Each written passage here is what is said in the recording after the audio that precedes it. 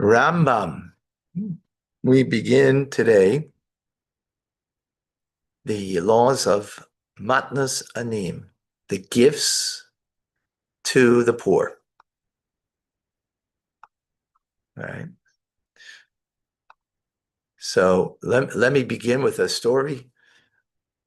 Someone used to collect money for the community in Crown Heights, Brooklyn, New York, where I was. Well, no, actually, I wasn't. And by Fabringen, he before the Rebbe would come down, he would go with a big, huge bushel basket, right? And people would throw in money to help the poor in the community, right? So he would say like this: "Take out your wallet, Shimshir, the Shimshir stock. Say, take out your wallet and take out $1. Keep the dollar and give me the rest." uh, uh, yeah, that was quite a man. In any case, okay. So the laws of gifts to the poor, they contain 13 mitzvahs, 7 positive and 6 negative. What are they? To leave paya the corners of the field, not to remove it completely, meaning the corners of the field. To leave leket. Those are like, okay, we'll see. Not to gather the leket, right? So we have the positive and the negative, right? In these. To leave the undeveloped grape clusters in a vineyard. Right, this is all in order that the poor can take them, right? Not to gather the undeveloped grape clusters, to have individual grapes, to leave rather individual grapes that fall, right? Not undeveloped, even developed ones. Not to collect individual grapes that fall, to leave forgotten crop, not to return to collect the forgotten crop. To set aside the tithe for the pure. If you can let Diane in, please. Thank you. Set aside tithe for the pure, right? That's 10%. We'll see what that law is. To give charity according to one's capacity, separate from the 10%. Not to restrain one's heart from giving to the poor. These mitzvahs explained in ensuing chapters. Okay.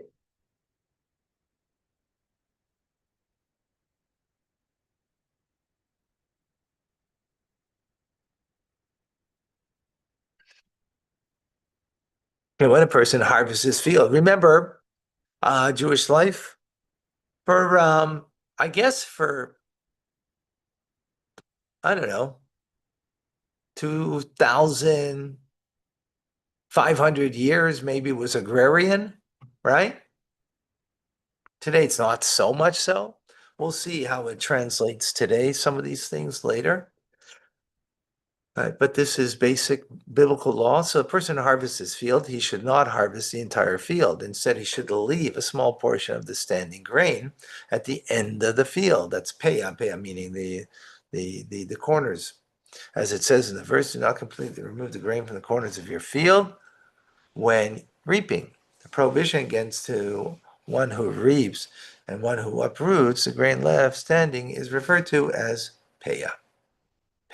Like payas, right? Payas are sidewalks, the sideburns that a person has. Because what does it mean? Because that's at the corner that this is called, we have a round face, so roundish, right?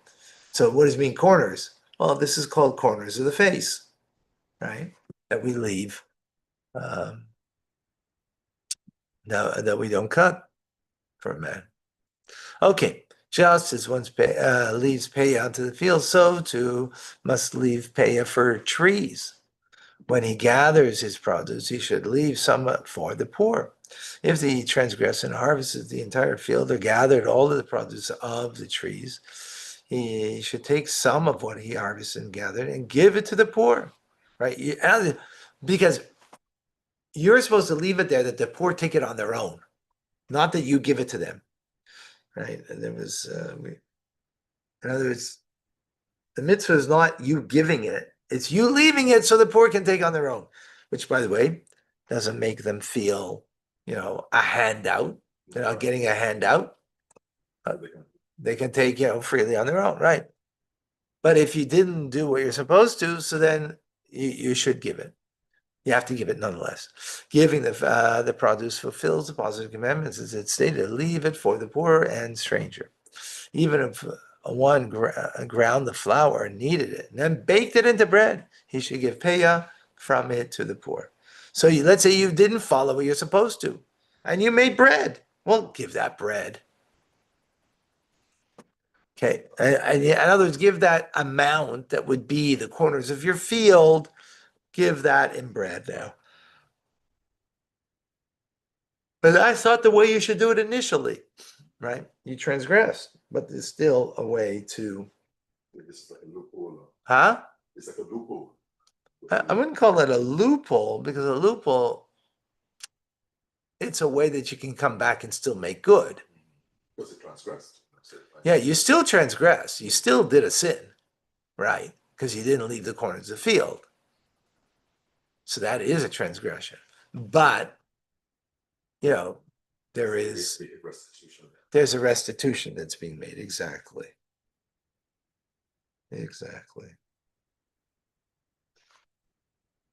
Okay. If the entire harvest that was reaped was destroyed or consumed by fire before he gave payah, he's not liable for lashes. The reason is, huh? He is liable. I'm sorry, he is liable. I'm sorry. I don't know if that was projection.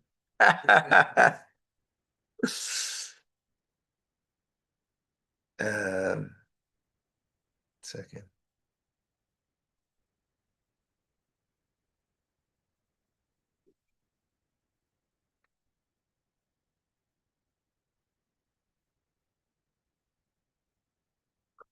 He is liable, meaning in the instance that you didn't leave it, right? The reason is that he violated a negative commandment, he did not fulfill a positive commandment that could correct it. When do you get lashes? When you transgress a negative commandment. But if you transgressed it and you made the bread, you transgressed the negative commandment, you didn't leave the corner of your field, you could still make good on it, because you could fulfill by giving the bread, right? But if, let's say, you took all of it, but I don't understand what it means over here. It got destroyed. Flood, rain. No, I understand how it could get destroyed. That's not my question. Did not yet it was ground as yet, for instance. Huh? So let's say, for instance, the grain was the wheat. Does it say any? Huh? There was wheat, but he didn't. It says here as a note, if however this crops were destroyed before he harvested it, he is not liable. Yeah, he's not liable. Right. If you reaped. I'm confused. It's like it's in your storehouses. You haven't done anything else, and it hasn't been milled. If that was destroyed. Oh, I'm sorry. Oh God, just read it properly. I don't know why I'm not reading properly. I'm a little tired. What got destroyed was, I'm thinking the field got destroyed. No, the storehouses got destroyed. I know, I just read it wrong. That's all. Just right. So now you can't make good. If you would have left the corners of the field and your storehouse got destroyed, well, you left it, so you did the mitzvah. But you didn't, you took from it. And now you have no makeup. Because you can't take from other wheat now and make bread, and right?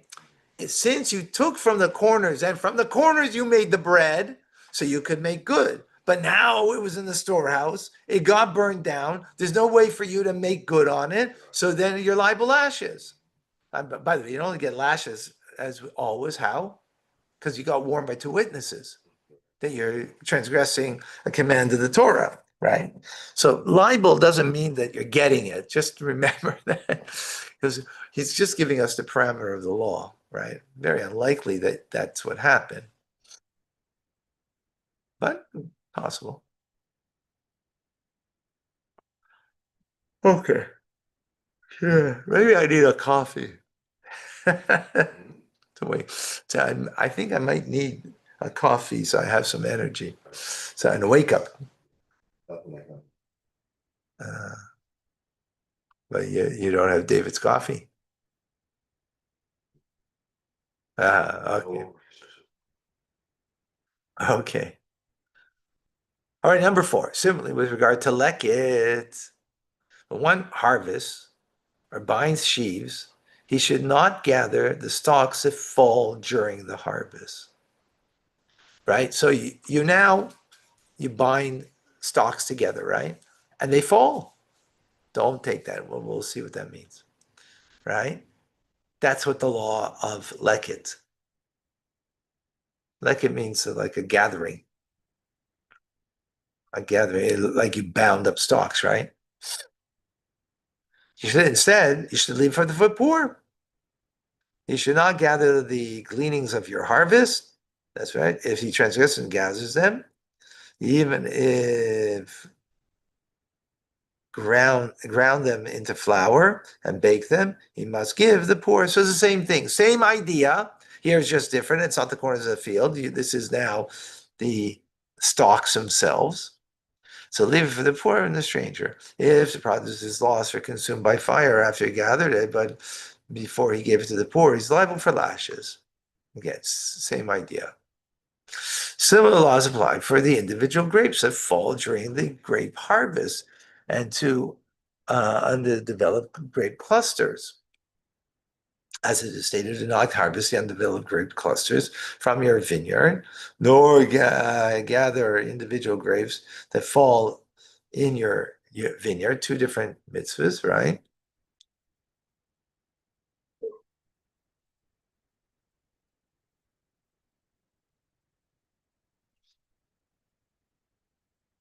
Right.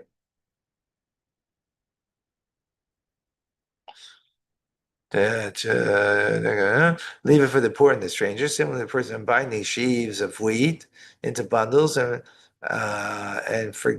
forgets one bundle, he may not go back to take it. Right? You forgot. Before it fell. Now it's forgetting. Forgetting the parameters of the law. We're just getting now the basic idea of what these laws are, right? As it says, if you forgot sheaves of field, do not return to take it. If he transgressed and gathered it, even if he ground it into flour and baked it and he must give it to the poor as it states, and he shall give it to the stranger, the orphan, and the widow. This is a positive commandment. Thus, we have learned that they are all prohibitions that can be corrected by positive commandments. If one transgresses and does not fulfill the positive commandment involved, he's worthy of lashes.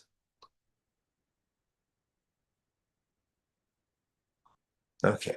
Now, just as a prohibition against taking forgotten produce, what's called shikha, like shechachti, I forgot, right? That's where it comes from, applies with regard to sheaves, so too it applies to standing grain. If one forgot standing grain and did not harvest it, it should be given to the poor. Like God made you forget it. He made you forget it because it wasn't made for you. See, there was that there. Yeah, exactly.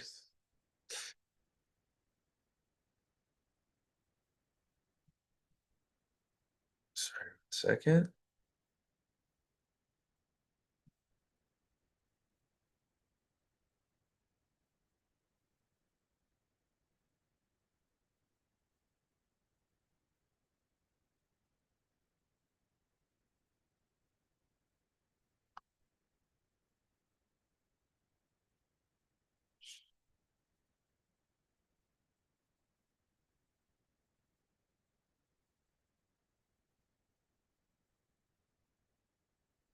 All right. So just as a prohibition against taking forgotten produce applies with regard to the sheaf, so too it applies to standing grain, as we just said. Yeah. Just as a prohibition of forgotten produce applies to the grain, regard to grain and the like, so too it applies to fruit-bearing trees. As it says, when you beat your olives, do not go back and take its glory. This law applies to produce from other trees. Others, right. Also, you forgot. If you forgot something, you got to leave it for the poor. Thus, it can be concluded there are four types of presents given to the poor in the vineyard: individual grapes that fall, undeveloped grapes clusters, peya, corners, and forgotten produce. These are three presents from, there are three presents from grain crop, right? So that was four types of present given from in the vineyard. Now we're speaking about three that are grain crop: leket, the sheaves, forgotten produce, and peya, corners. And two from trees: forgotten produce and peya, the corners. The owners do not have the right to give these presents to the poor to the individual of their choice, right? You can't now, remember, it's on your property, so you gather it and you'll give it to who you want. You're not allowed to. Instead, the poor may come and take it against the owner's will. These presents are expropriated even from poor Israelite, right? Even if you're poor, it doesn't belong to you. You have to give it.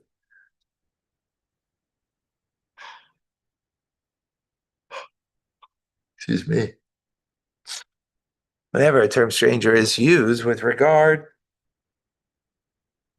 to these presents to the poor, sick.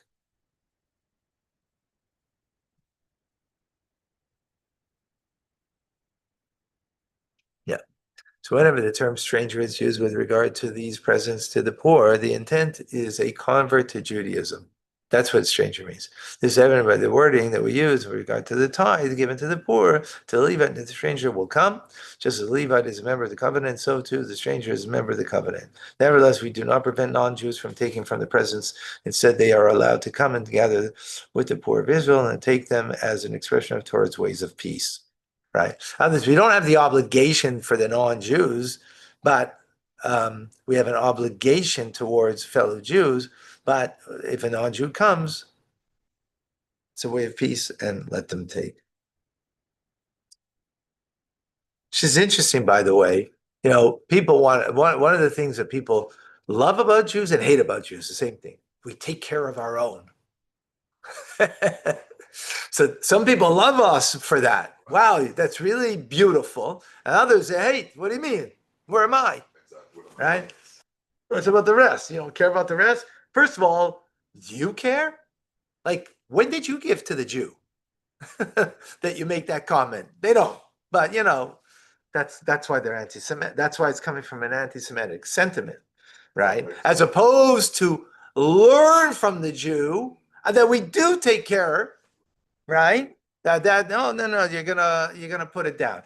But here the Torah is telling us that a non-Jew comes, even though you're not. This was what the law wasn't made as an obligation for non-Jew, but we're still obliged. By the way, it's interesting to know because in the land of Israel, so you didn't have how many non-Jews did you have living there in the time? Because by Torah law, a non-Jew has to accept 7 Noahide laws to live in the land of Israel.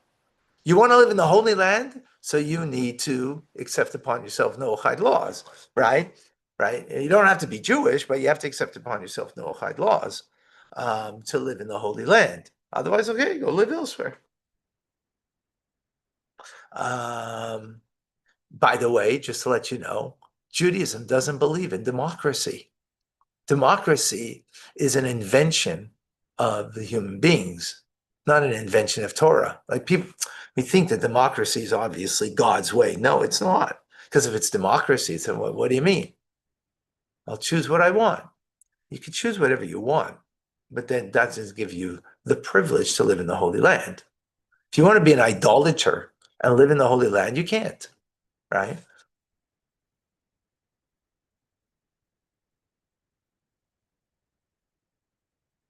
Okay, number 10. I know that's not very PC, but that's okay. I just, it is what it is, exactly. And number 10, with regard to these presents for the poor, it is said, leave it for the poor and the stranger, implies the obligation exists only when the poor demand them. If the poor cease seeking them and searching for them, the remainder is permitted for any person. Wow, interesting, right?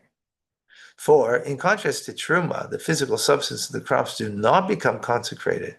Truma, which is the 2% you give to the Kohen, right, is the physical substance of the crop is consecrated. Nor is it required to give their worth to the poor, for it's not said that you should give them to the poor, but that they should leave it. Wow, he's not commanded to leave it for the beasts and the wild fowl, but for the poor, and there are no poor, so therefore others can take it. Wow, amazing. The boss ceases If what? for them. Just a couple of verses about if the boss ceases seeking them and searching for them, the remainder is to be to the person. Yeah. Is it like a time span that you give? Okay, so yeah. What? If wild animals are coming to take it because you left it there, so that means it's the time is finished, right? Yeah, exactly. Now I don't know exactly what that means because if these things fell from the vineyard, right? At nighttime, they're not coming at nighttime to collect it because it's dark, right? So that means coming during the day. But at nighttime, the wild animal can come. So it must be wild animal that come during the day, right? That's the way I understand it, at least. Okay, 11. When is everyone allowed to collect leket?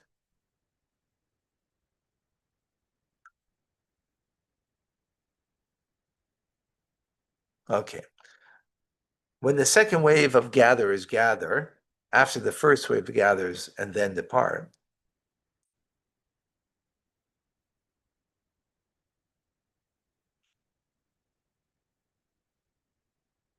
Oh, I read this wrong. When is everyone, meaning who's everyone? They're not the poor, right? Not poor. When are they allowed to gather?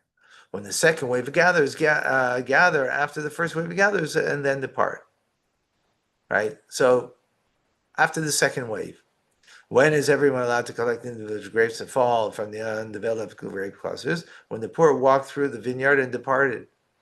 What remains after is permitted for everyone. Because the poor walked through and they didn't collect it. That means there ain't much left. There's nothing, wasn't worth it for them. So then everybody can come. Yeah, but it gives the impression that this is a one-time transaction. The poor come on a particular day and then they come and then they take what they want.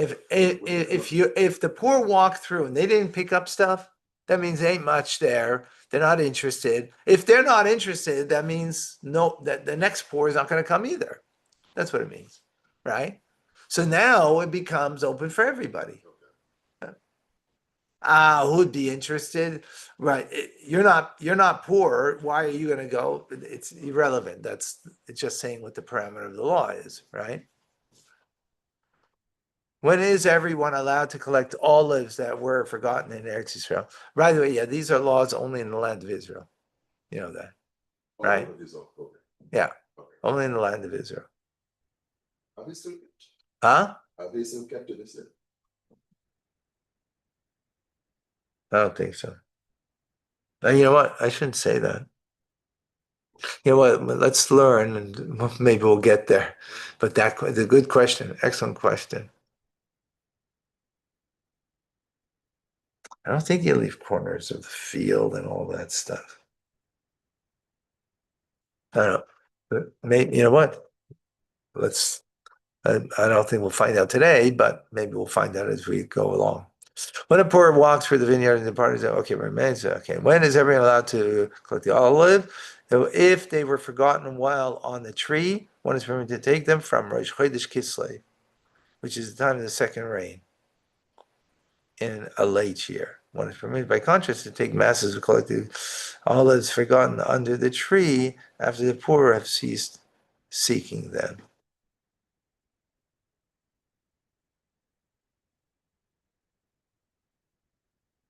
So there's from the tree, and then the masses of collected. Interesting.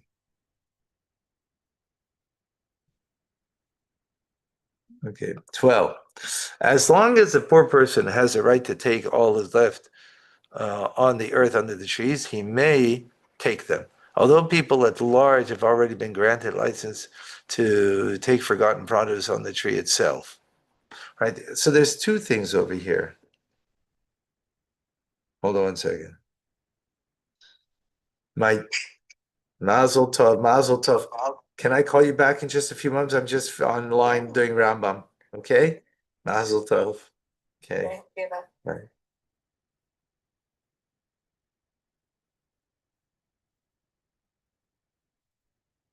This is in honor of Esther Golda, my new granddaughter's name.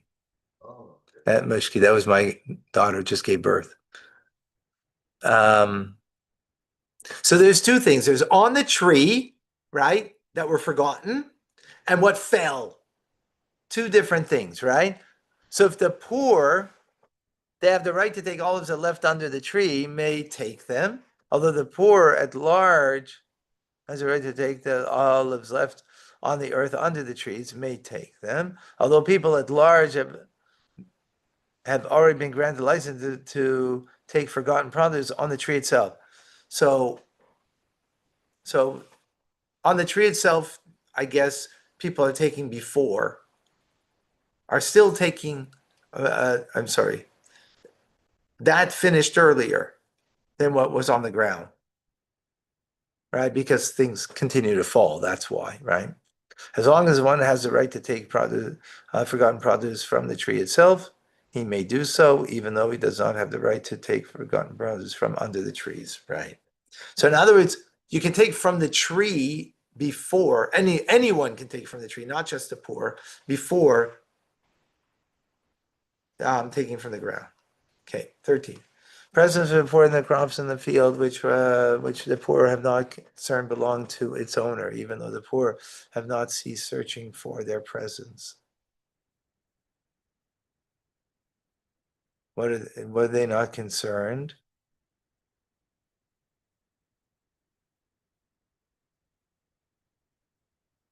Okay, he says here because the poor came several times and didn't take it, so not concerned with it. So then belong. Here it says belong to the owner.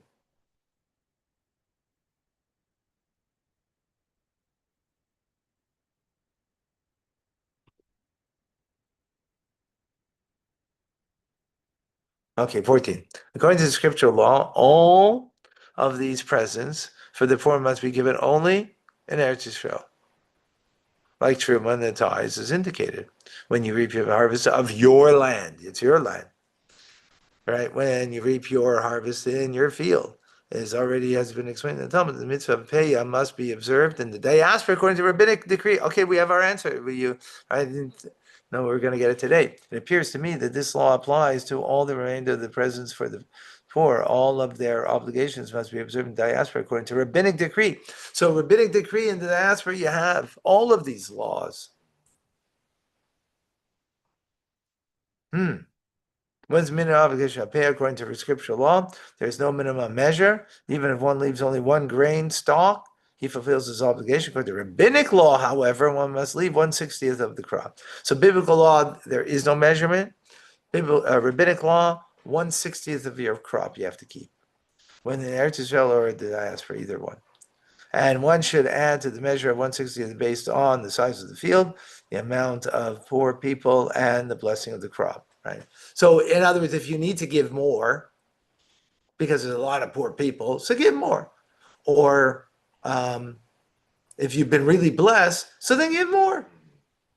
What is implied? If the field is very small and leaving 1/60 would not be any advantage to the poor person, he should increase the measure.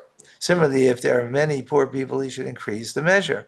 And if he sowed only a small amount and reaped a lot, he should be gathering blessing. He should increase it according to the blessing. Whoever asks to pay is given an additional reward. There is no limit to the increase.